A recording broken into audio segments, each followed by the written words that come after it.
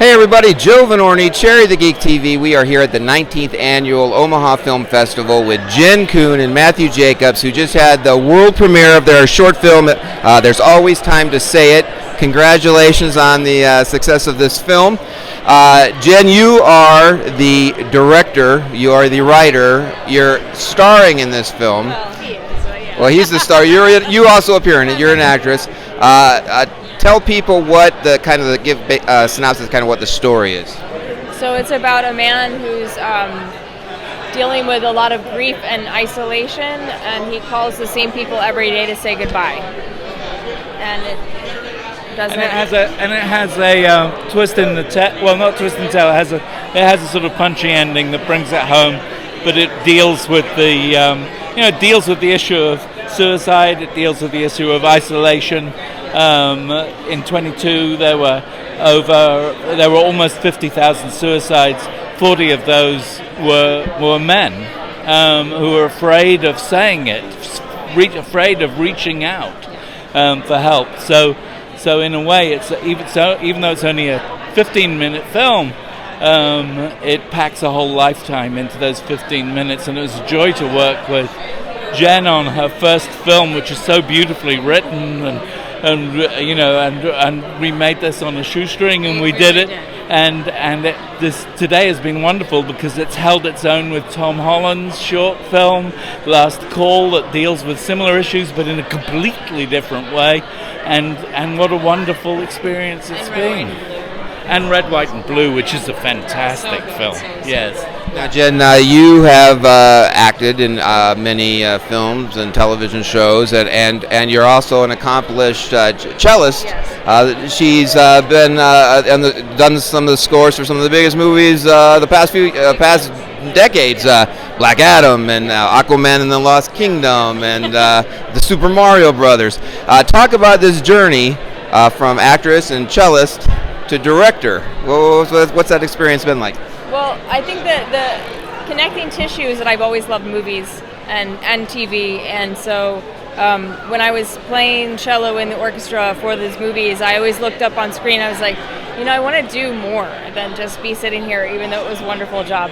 So then I got into acting. I booked my first role because they wanted a cellist on the show, and I was like, this is great. And so then it just continued, and then I wanted to write better material than a couple lines on a show that, here's your coffee, sir, kind of thing. And so I started writing and really started loving storytelling from that perspective. And then I had so many things that I'd written but weren't getting made. I was like, I'm never writing anything again that I can't make myself. So I made this film to try to get my crew together. It was really made with Matthew, my wonderful DP Neil Tyler, and then my core crew, friends that always we help each other make all our films. And then it was it cost nothing. Except for post and all that stuff. And then. And now we want to make a feature, and that's it. So Matthew, you're an accomplished writer. For those that don't know, Matthew wrote the Doctor Who movie with Paul McGann. You used to write the Young Indiana Jones Chronicles. You've also directed a film. You had a film here last year, Doctor Who Am I, which is a fantastic documentary. Seek that one out. But now you're acting. You're in Jen's film. You're acting, and you've been an actor before, but for the first time ever. You're doing an American accent. Talk about this experience. And what is the key to doing a good American accent? Doing a good American accent is something I'm not really,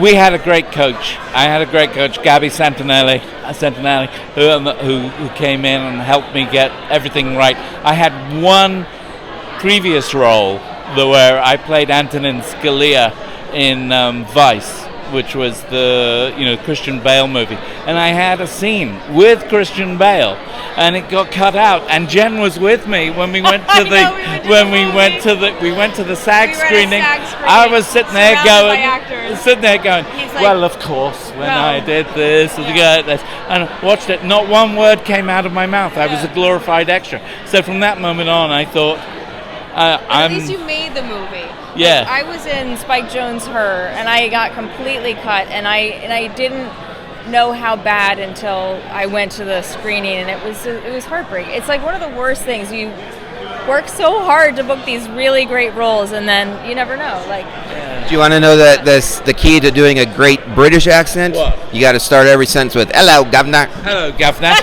Yeah, it's pretty good, right? The film world premiere tonight. What's next for the film? Where can people see it down the road here?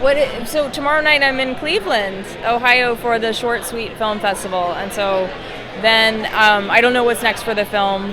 Well, I've got this hope because it's such a strong issue for a film to be about, and it sits there in good company. Watching it tonight, I have this hope that the New Yorker or MTV or any of those platforms that take on serious-minded films that deal with issues will take a look at our film at least, because it would be great if it was there on a platform that everybody could see it. Well, the film is called There's Always Time to Say It. Look for it. Jen and Matthew, thank you so much for chatting with us on Cherry the Geek TV, and stay tuned for more coverage on Cherry the Geek TV here at the 19th Annual Omaha Film Festival. Hello, Charles. Oh, Paul, I'm so glad I caught you. We just talked yesterday. Oh, I'll cut straight to the chase then. You're calling to say goodbye. Well, yes. Isn't this getting a bit morbid?